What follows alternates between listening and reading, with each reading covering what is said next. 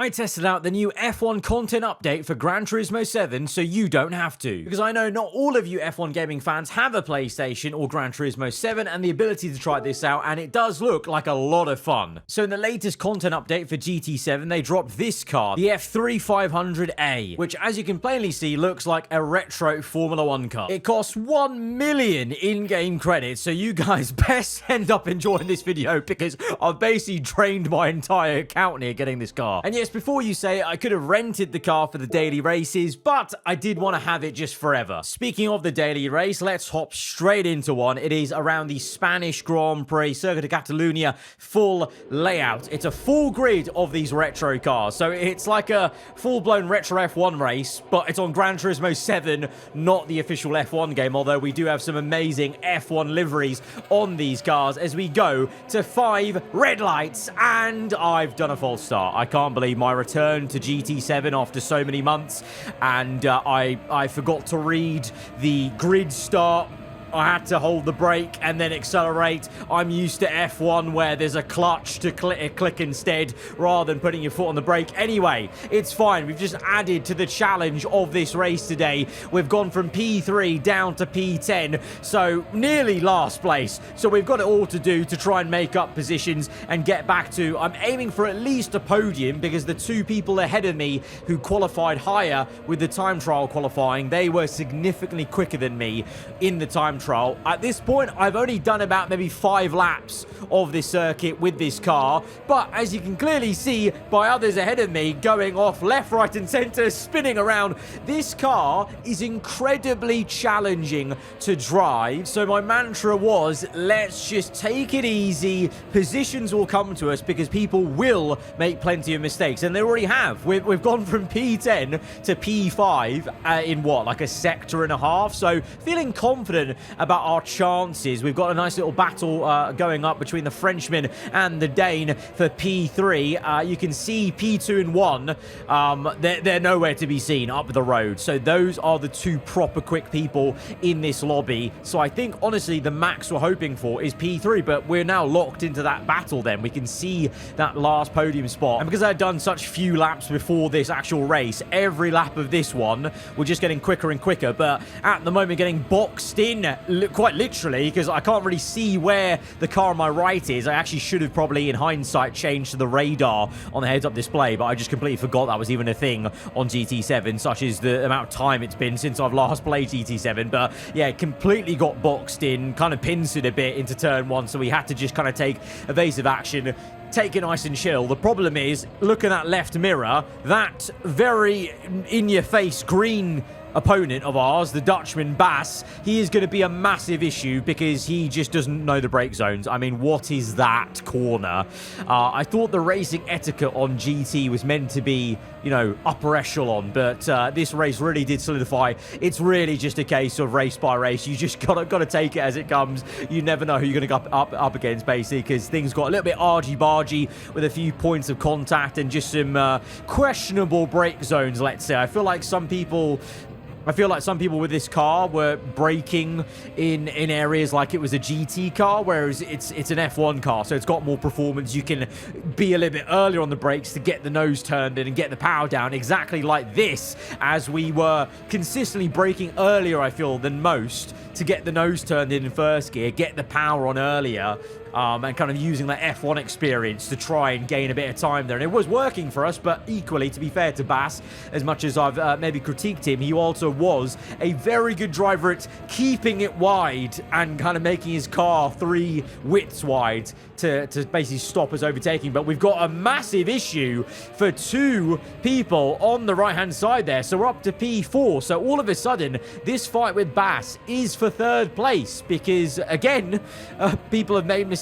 They've either come together, and so it's still just a case of, even though I want to try and overtake for P3 here, just playing the patient game, because that's got us from now, what was it, P6 to P4, and hopefully soon we'll be up to P3 eventually. But yeah, pretty action-packed first 3 laps. Really fun car, I gotta say. A lot of throttle control needed. Kind of reminds me of like F1 2015 almost. It can just snap on you. So very light on the right foot, which is not great for someone like me with a lead foot pretty much most of the time, at the best of times, even with trying. But we are handling ourselves okay. But now we've got company behind us. We're getting pinched by another fellow Dutchman as we dive down the inside to try and get 3rd place. But I'm being so cautious, probably overly cautious through that right-hander on throttle, that I'm basically leaving time on the table. But then we're so much better into some of these quicker corners turning in. So it's basically a confidence thing, I guess, of this being probably my like 10th lap now entirely with this car on this game. It was basically just a case of trying to find the limit still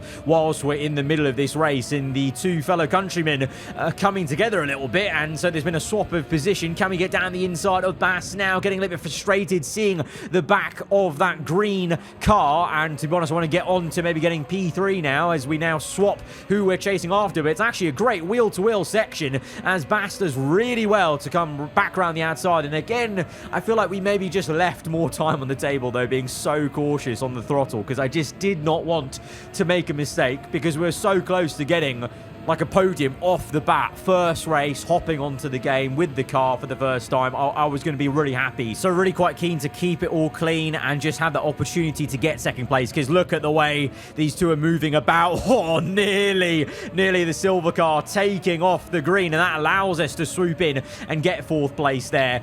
Pretty much like a Verstappen-Russell sort of situation, kind of fighting going on between the 2 Dutchmen ahead of us. I just knew either they were going to come together, or there's just going to be opportunity to show that overall I felt quicker. It was just a consistency thing of being able to get the throttle down. And then also, I mean, what are you doing? Yeah, I mean, that was pretty much my only bit of live commentary, and it was just to bemoan the incredibly questionable dive bombs and braking points here. Got tapped there.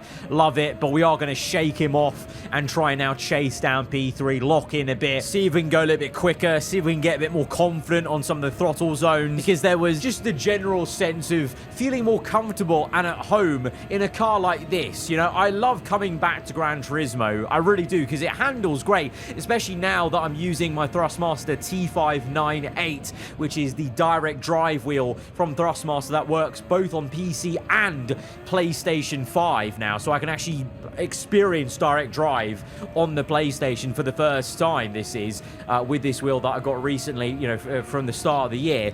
I love coming back to it, but you know, as you guys clearly know, well, I mean, most of you probably watching are F1 fans. We're all F1 fans, and I'm so used to Formula 1 cars when it comes to racing games, so I find it very difficult to keep engaged and find the GT cars, the basically slower cars to what I'm used to, as interesting. I'm just so used to the speed and also just the handling.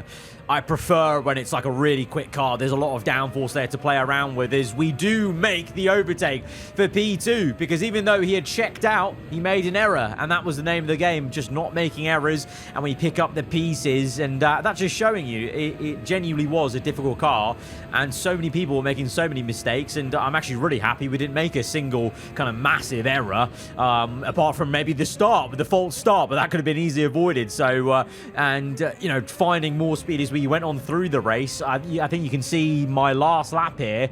Well, the previous lap, lap 6, was my quickest lap in the entire race, and that was actually pretty much my qualifying lap. So that just shows we definitely could have gone quicker now at this point in a qualifying time trial, as we just gain more confidence with where to put the power down. So I'll take it, a P2 for our literal first race back on Gran Turismo 7 after so long. I think literally about a year since I last did a video on it and last hopped on, and first time with this very difficult car was really great. But I then immediately wanted to test the theory out.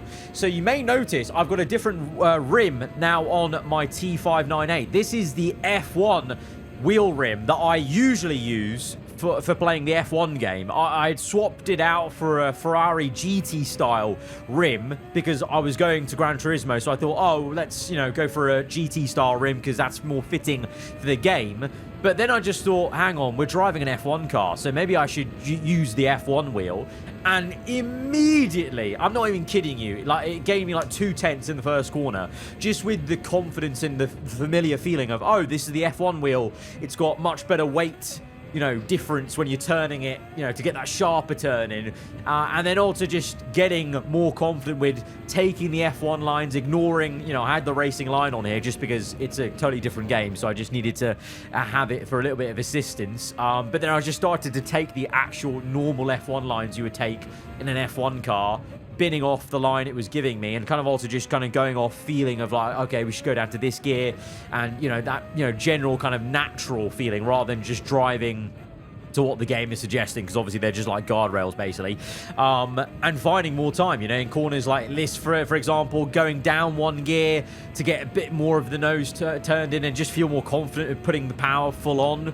For me personally, I know maybe some other drivers will carry more speed in 5th gear, but I just felt more confident doing that for now, just because I was so worried every single corner pretty much about the rear end stepping out and spinning it, because basically this car, as soon as you lose it, even if you can feel the force feedback on a good wheel, it just goes. It literally just goes. It's like literally F1 2015 or some other F1 games where it's like an insta-spin, sort of a little bit odd, bodgy physics when it comes to losing the grip. But yeah, that was our quickest time then, the 122.2. I know that's still not very fast, to be fair. I've seen, like, you know, a fellow content creator like Super GT do like a 120, so very much still quite slow compared to someone like him. But generally, compared to other people I was finding on the time trial, it wasn't too bad, I didn't think. So that's the racing and driving experience. But another part of this GT update, and the beauty of it being on Gran Turismo, is the liveries. You may have noticed in that race, we had some really awesome custom F1 liveries. Well, here's a little showing of what you can do. This is what a proper good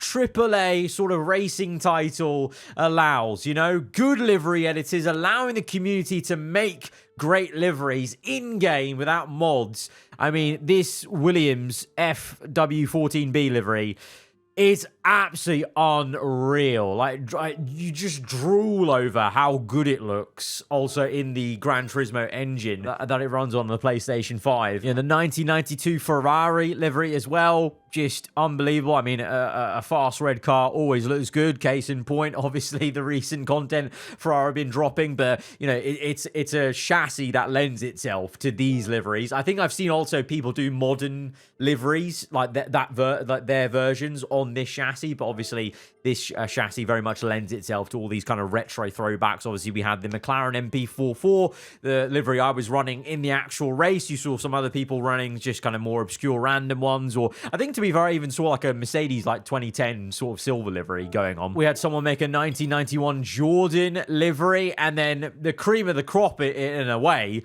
was finding a 2009 Brawn GP livery for this bad boy. Unreal. Looks amazing. And, you know, massive kudos to Gran Turismo. I know it's not a new thing. This has very much been there since launch, but every time I come back to this game, it just kind of almost shows how behind the F1 game is when it comes to livery editing and stuff like that, because it's just awesome that all of this content can be made natively for any one of you to download if you were to play GT7. So, kind of drawing my conclusion of, yeah, all in all, testing out this content update, I really like it. Big thumbs up from me. As an F1 fan, you will enjoy it, is my kind of conclusion there. So guys, if you have enjoyed the video, be sure to hit the like button. Let me know what you thought in the comments below. If you're around here, then do get subscribed for weekly Formula 1 content. I'll see you guys next time. Goodbye.